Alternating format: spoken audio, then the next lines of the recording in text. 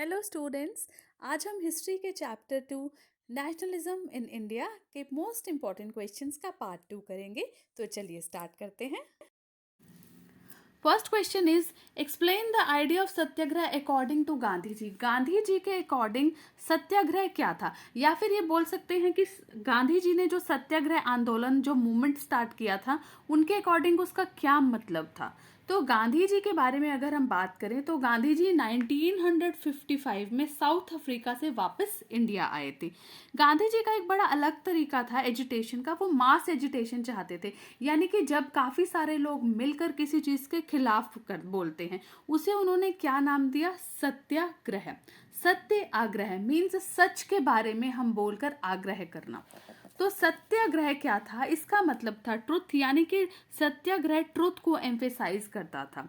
गांधी जी को ऐसा विश्वास था कि अगर आप कुछ भी बात कह रहे हो, अगर आप बिलीव करते हो कि जो भी बात है कॉज है वो ट्रू है, और अगर जो स्ट्रगल कर रहे हो आप किसी चीज के अगेंस्ट आप खड़े हो, इनजस्टिस है उसके अगेंस्ट आप खड़े हो, तो वो सच में इनजस्टिस है। ऐसा नहीं है कि किसी सही बात के अगेंस्ट आप खड़े हो। तो कोई भी फिजिकल फोर्स की हमें जरूरत नहीं है किसी भी ऑप्रेसर से फाइट करने के लिए। ऑप्रेसर होते हैं जो हमारे को किसी भी तरीके से हमारे को नुकसान पहुंचाते हैं या हमारे ओपोनेंट्स होते हैं। तो इसका मतलब ये हुआ, सत्याग्रह का मतलब होता है ट्रुथ। अगर कोई भी कॉज हमारा ट्रुथ है और हम इनजस्टिस के खिलाफ अगर बोल रहे हैं तो बड़ी सीधी सी बात है कि हमें किसी भी फिजिकल फोर्स यानी कि वायलेंस की जरूरत बिल्कुल भी नहीं है टू फाइट आवर ऑप्रेसर। तो सत्याग्रही जो है उनके अकॉर्डिंग किसी भी बैटल को नॉन वायलेंस से इजिली जीत सकता है, मतलब उसे विन कर सकता है किसी भी बैटल को अगर वो सच्चा है। और उनके अकॉर्डिंग क्या था कि कोई भी पीपल, कोई भी इंसान है, चाहे उनमें ऑप्रेसर्स भी आ रहे हैं, वो सभी उनको ट्रुथ के आगे परसुएड होना पड़ेगा, ट्रुथ के आगे उनको झुकना पड़ेगा, क्योंकि truth was bound to ultimately triumph.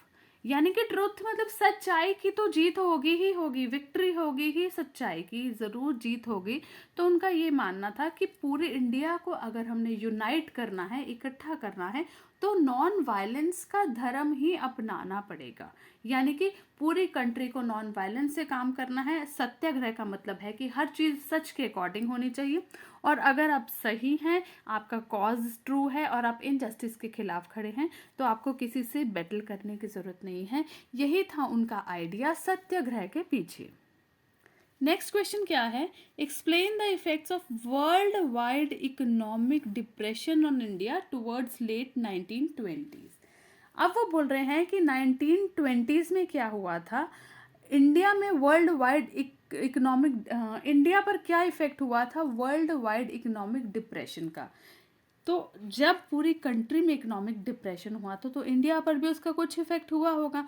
तो वो क्या हुआ था, तो 19th सेंचुरी में क्या हुआ था, कॉलोनियल इंडिया जो था वो एक्सपोर्टर भी बन गया था और इम्पोर्टर भी बन गया था। वो एक्सपोर्ट किस चीज़ का करता था, एग्रीकल्चरल गुड्स, यानी एग्रीकल्चर से रिलेटेड कोई भी उनकी प्रोडक्शन थी उसका वो एक्सपोर्ट करता था, और इम्पोर्ट करता था मैन्युफैक्चरर्स, यानी कि कुछ भी मैन्युफैक्चर की चीज़ें थी जो हम बना सकते थे उसको हम इम्पोर्ट करते थे, और जो गुड्स हम रेडी करते थे उसको हम एक्सपोर्ट करते थे। तो जब वर्ल्ड वाइड इकोनॉमिक डिप्रेशन आया तो क्या हुआ, एकदम से ना इंडियन ट्रेड पर बहुत ज़्यादा इफेक्ट हुआ। ट्रेड यानी एक्सपोर्ट इंपोर्ट, तो इंडियन ट्रेड पे बहुत इफेक्ट हुआ। ऑलमोस्ट मतलब हाफ से भी कम रह गया ये ट्रेड जो था, एक्सपोर्ट एंड इंपोर्ट का जो बिजनेस था इंडिया का, वो हाफ से भी कम रह गया। कब, इन 1928 एंड इन 1934। अब और क्या हुआ, अब इकोनॉमिक डिप्रेशन आया है तो इंटरनेशनल प्राइसेस क्रैश हुए, वो नीचे गिर गए इंटरनेशनल प्राइसेस बिल्कुल। तो फिर क्या हुआ, prices in India are also plunged. Plunged means drop करना। जैसे ही इंटरनेशनल मार्केट टूटी, इंटरनेशनल मार्केट क्रैश हुई, उसी टाइम इंडिया में भी प्राइसेस ड्रॉप कर गए। और जो पीजेंट्स थे, पीजेंट्स यानी कि किसान, प्रोड्यूसिंग फॉर द, जो वर्ल्ड मार्केट के लिए प्रोड्यूस करते थे इतना सारा सामान एक्सपोर्ट करने के लिए, उनको वर्स्ट हिट मिला, बहुत बड़ा झटका मिला उनकी इकोनॉमी को। तो ये सबको पता है कि एग्रीकल्चर के प्राइसेस फेल, वो गिर गए थे क्योंकि कोई एक्सपोर्ट इंपोर्ट नहीं हो रहा था। बट फिर भी कॉलोनियल गवर्नमेंट ने क्या किया, उन्होंने जो रेवेन्यू डिमांड्स थे, यानी कि जो टैक्सेस लेते थे उनसे या कुछ भी फीस लेते थे, उसमें कोई भी रिडक्शन नहीं किया, उन्होंने कहा कि हम तो वही रेवेन्यू लेंगे पीजेंट से जो हम लेते हैं, हम इसमें आपकी एक्सपोर्ट गिरी इंपोर्ट गिरी, हम इसमें कोई भी किसी भी तरह का कोई रिडक्शन नहीं करेंगे। उन्होंने रिफ्यूज कर दिया। तो पीजेंट्स क्या हो गए, इंडेप्टेडनेस इंक्रीजेज, अब उन पे कर्जा बहुत ज़्यादा चढ़ गया, इंडेप्टेडनेस इंक्रीज हो गई। और ये स्पेसिफिकली किन के साथ हुआ, जो बंगाल के जूट प्रोड्यूसर्स थे उनके साथ हुआ। तो इन सारे डिप्रेशन ईयर्स में ये सारे प्रॉब्लम तो आई जब वर्ल्ड इकोनॉमिक डिप्रेशन हो, बट एक बहुत अच्छी बात हुई। वो क्या हुई, India become the exporter of precious metal notably gold, यानी गोल्ड का जो है एक्सपोर्टर बन गया इसके बाद इंडिया। तो हालांकि बहुत सारी प्रॉब्लम्स आई, एक्सपोर्ट इंपोर्ट जो है वो ख़त्म हो गया, पीजेंट्स पर बहुत ज़्यादा प्रॉब्लम आई, इंडेप्टेडनेस बढ़ गई, और उनको जो रेवेन्यू देना पड़ता था उसमें भी कोई रिडक्शन नहीं हुई। बट बहुत अच्छी चीज़ क्या हुई कि India became an exporter of gold metal. Next क्या है, explain any 3 facts about the new economic situation created in India by the first world war, यानी कि फर्स्ट वर्ल्ड वॉर के बाद से इंडिया की इकोनॉमिक सिचुएशन में कौन सी 3 चीज़ें आई थी। अब वो अच्छी थी या बुरी थी ये तो बाद में देखेंगे, पहले हम बताएंगे कि कौन सी 3 चीज़ें इसमें ऐड हुई थी। तो जब फर्स्ट वर्ल्ड वॉर हुआ तो बहुत ही ड्रामेटिकली मतलब इकोनॉमिक सिचुएशन इंडिया की इंक्रीज हुई, बहुत अच्छी चीज़ हुई। क्या अच्छा हुआ, सबसे पहले क्या है, Manchester imports into India. Manchester क्या होता है, it is related to household, जैसे हैंडलूम्स वगैरह होते हैं, टाल्स होते हैं या शीट्स होती हैं, इन सबको हम मैनचेस्टर में लाते हैं। Manchester imports into India. क्या हुआ कि जो मैनचेस्टर पहले इंडिया में लाया जाता था वो बिल्कुल डिक्लाइन, बिल्कुल ख़त्म हो गया। क्यों ख़त्म हो गया, क्योंकि जो ब्रिटिश मिल्स थी, अब वॉर चल रहा था तो ब्रिटिश मिल्स कहाँ बिजी हो गई, उन्होंने आर्म्स बनाने थे, क्योंकि उनको लड़ाई के लिए, वॉर के लिए वहाँ पे आर्म्स चाहिए थे। तो उन्होंने वो सारी जो मैनचेस्टर है, जो सारा हैंडलूम वर्क है वो सारा रोक दिया और अपना इसमें मिल्स बिजी हो गई। और ये सारी जो मैनचेस्टर की सप्लाई किसको मिल गई, इंडियन मिल्स को मिल गई। और उन्होंने क्या किया, पूरे होम मार्केट पर अपना कब्जा कर लिया। तो यानी कि यहाँ एक बहुत बड़ी जीत हुई। सेकंड क्या हुआ, क्योंकि वार जो है चली जा रही थी, बहुत लंबे टाइम से चली जा रही थी, तो इंडियन फैक्ट्रीज को भी बुलाया गया कि भाई अब हमारे को वॉर में आर्मर्स की ज़रूरत है तो आपको भी उसके लिए कुछ बनाना पड़ेगा। तो इंडिया में भी फैक्ट्रीज बनाई गई ताकि वो वार नीड्स की, जो वार की नीड्स है उसकी सप्लाई कर सके। इससे क्या हुआ, नई फैक्ट्रीज बनाई गई और काफ़ी सारे नए वर्कर्स को एम्प्लॉयमेंट भी मिली। और सभी वर्कर्स को बहुत लंबे टाइम तक काम करना पड़ता था। अब लंबे टाइम तक काम करना पड़ता था, इसका मतलब क्या हुआ कि उनको वेजेस भी बहुत ज़्यादा मिलते थे। थर्ड क्या फ़ायदा हुआ कि कॉटन प्रोडक्शन कोलैप्स्ड यानी बिल्कुल ख़त्म हो जाना। जो कॉटन प्रोडक्शन थी वो बिल्कुल ख़त्म हो गई। अब प्रोडक्शन ही नहीं होगी तो फिर ब्रिटिशर्स जो हैं, वो मिल्स जो हैं, वो कॉटन क्लॉथ को एक्सपोर्ट कैसे करेंगे, क्योंकि वो तो वॉर का सामान बनाने में बिजी थे और उन्होंने कॉटन प्रोड्यूस ही नहीं किया। तो इससे क्या हुआ, उनका जो कॉम्पिटिशन यूएस, जर्मनी, जापान, इन सब के साथ एक कॉटन के मॉडर्नाइजेशन में जो कंपटीशन था वो बिल्कुल ख़त्म हो गया। और इससे क्या हुआ कि इंडिया को ये मौका मिला कि वो लोकल इंडस्ट्रीज को कंसोलिडेट करे, यानी कि उसे कंसोलिडेट मीन्स इसे सॉलिड करें, उसका एक बेस बनाए। जिससे उन्होंने क्या किया, इस इंडस्ट्री में भी सारी होम मार्केट को अपनी पोजीशन कैप्चर कर ली। तो ये बड़े ही 3 फायदे कौन से हुए। फर्स्ट है कि मैनचेस्टर वाला सारा जो होम मार्केट है वो इंडिया ने कवर कर लिया। सेकंड, इंडिया में मिल्स बनी, फैक्ट्रीज बनी जिसमें आर्मर्स बनाए गए ताकि वो वॉर की नीड्स को पूरा कर सके। थर्ड क्या हुआ कि कॉटन इंडस्ट्री में भी अब इंडिया की जो इंडस्ट्रीज थी उन्होंने होम मार्केट पूरा पोजीशन अपनी कैप्चर कर ली। तो ये 3 ऐसे पॉइंट्स थे जब फर्स्ट वर्ल्ड वॉर के टाइम इंडिया के इकोनॉमिक कंडीशन में एक ड्रामेटिकली चेंज आया। नेक्स्ट क्वेश्चन क्या है, how did the plantation workers understand the idea of Swaraj, explain. अब प्लांटेशन वर्कर्स को कैसे पता चला कि स्वराज क्या चीज़ है, कैसे उनको समझ में आया कि अच्छा स्वराज भी कोई चीज़ है और हमें इसके साथ जुड़ना है। तो क्या हुआ कि ज़्यादातर जो प्लांटेशन वर्कर्स जो है असम में काम करते थे, टी गार्डन्स में काम करते थे, उनको स्वराज का मतलब पता है क्या पता था, कि बस फ्रीली, स्वराज का मतलब हमारा राज है और हम फ्रीली घूमें इधर उधर और जिस स्पेस में है वहाँ पर भी फ्रीली घूमें, और अब हमारे जो नेटिव प्लेसेस हैं वहाँ पर भी हम घूम फिर सकते हैं। इसका मतलब यही होता है कि स्वराज का मीन सिर्फ यही, बस वो अब कन्फाइंड रहेंगे एक एरिया तक और वहाँ पे वो जैसे मर्जी घूम सकते हैं, उसको ही स्वराज कहते हैं। बट क्या हुआ, जब इनलैंड इमिग्रेशन एक्ट आई 1859 में, तब पता चला कि स्वराज क्या है। तब क्या होता था कि इस एक्ट के according, inland immigration act of 1859, इस एक्ट के अकॉर्डिंग क्या था, जो प्लांटेशन वर्कर्स थे उनको अलाउ नहीं किया जाता था कि वो गार्डन्स को छोड़ के कहीं और जाएं। यानी कि वो बिना परमिशन के टी गार्डन्स को छोड़ नहीं सकते, अपनी प्लेस को छोड़ नहीं सकते, उन्हें हर टाइम काम करना पड़ेगा। और जो परमिशन जो उनको मिलती थी ना, वो नाम की मिलती थी, मतलब दी ही नहीं जाती थी, रेयरली उनको मिलती थी। तो इसका मतलब क्या हुआ, ये एक्ट उनके लिए बहुत बड़ी प्रॉब्लम बन गया था।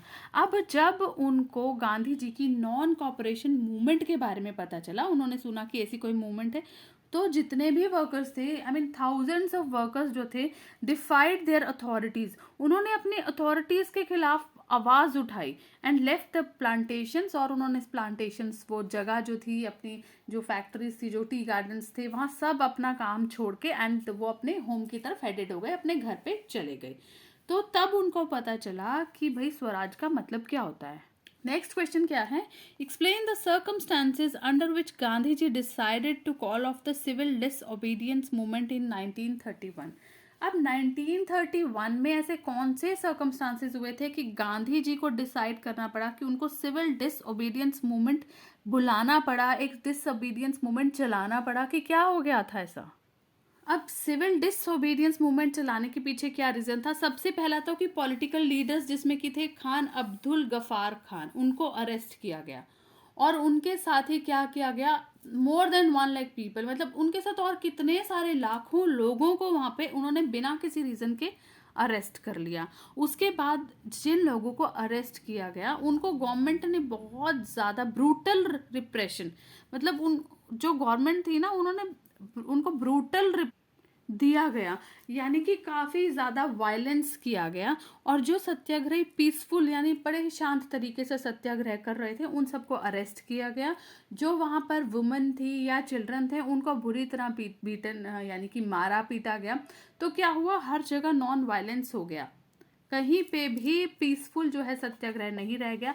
इसका क्या रिजल्ट हुआ कि पेशावर के लोग जो है 1930 में एकदम खड़े हो गए कि हम इसके खिलाफ लड़ेंगे। और क्या हुआ, शोलापुर के इंडस्ट्रियल वर्कर्स थे, उन्होंने पुलिस पोस्ट पर अटैक कर दिया। अब क्या हो रहा था, ये वायलेंस वाली जो चीज़ है ना, सारी नॉन वायलेंस में चेंज होती जा रही थी।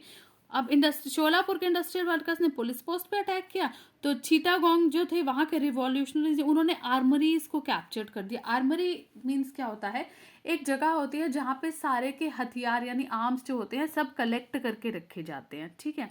उन्होंने क्या किया, आर्मर्स पर क्या कर लिया, कैप्चर कर लिया, उन्हें अपने कब्जे में कर लिया। और एक पिच्ड बैटल स्टार्ट हो गई, मतलब एक बहुत ही गंदे वाली जो बैटल है, जैसे कि आजकल यूक्रेन और रशिया के बीच चल रही है, ऐसी एक पिच्ड बैटल स्टार्ट हो गई। किसके बीच, गवर्नमेंट ट्रूप्स एंड रिवॉल्यूशनरीज के बीच। गवर्नमेंट के जो सैनिक थे, जो वर्कर्स थे, पुलिसमैन थे, उनके बीच, और रिवॉल्यूशनरीज के बीच एक बहुत ही पिच्ड बैटल, बहुत ही खतरनाक वाली बैटल स्टार्ट हो गई। और ऐसी सिचुएशन में गांधी जी को एक मूवमेंट कौन सी करनी पड़ी, गांधी जी को मूवमेंट करनी पड़ी सिविल डिसओबीडियंस मूवमेंट। और उस टाइम उन्होंने गांधी इरविन पैक्ट पर भी साइन किया।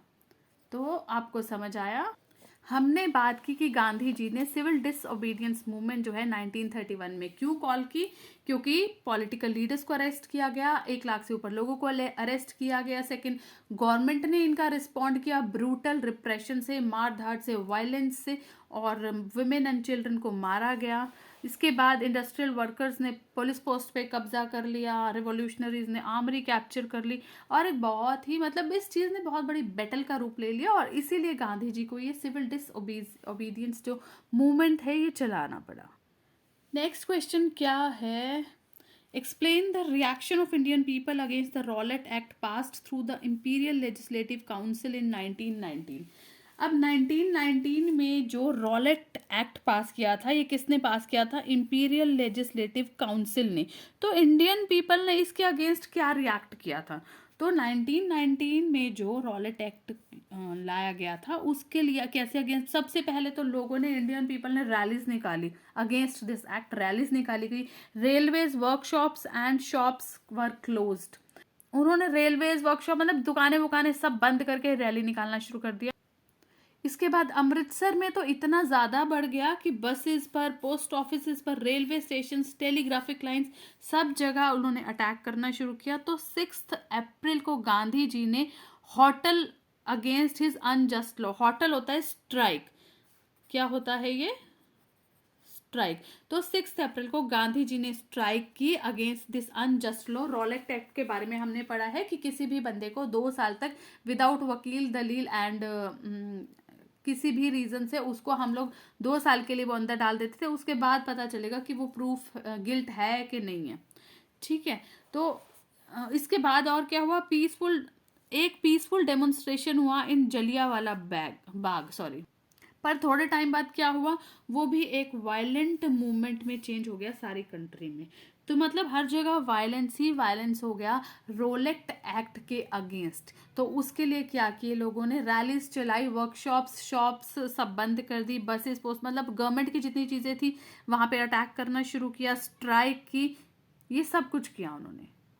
नेक्स्ट क्वेश्चन क्या है, how had the first world war created a new economic situation in India, explain.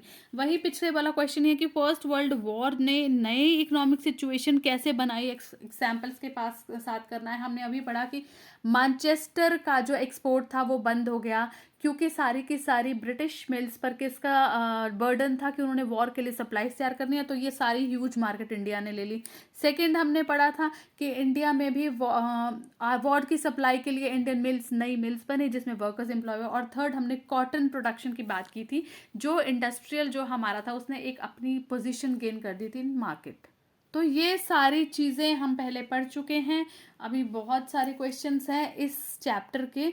आप इसे एज अ नोट्स भी लर्न कर सकते हैं, इसके लिए आपको कुछ सेपरेट नोट्स बनाने की बिल्कुल भी ज़रूरत नहीं है। एक तरह से मैं आपको क्वेश्चन आंसर्स की तरह ना, मैं आपको चैप्टर पूरा रिवाइज करा रही हूँ और एक तरह से नोट्स भी दे रही हूँ। तो अभी ये वाला सेशन यहीं ख़त्म करते हैं, नेक्स्ट सेशन में मिलते हैं आपसे। Thank you. और कोई भी मेरे चैनल पे फर्स्ट टाइम विजिट कर रहा है तो मेरे चैनल को सब्सक्राइब कीजिए और मेरी वीडियो को लाइक एंड शेयर ज़रूर कीजिए। चलिए, थैंक यू, बाय।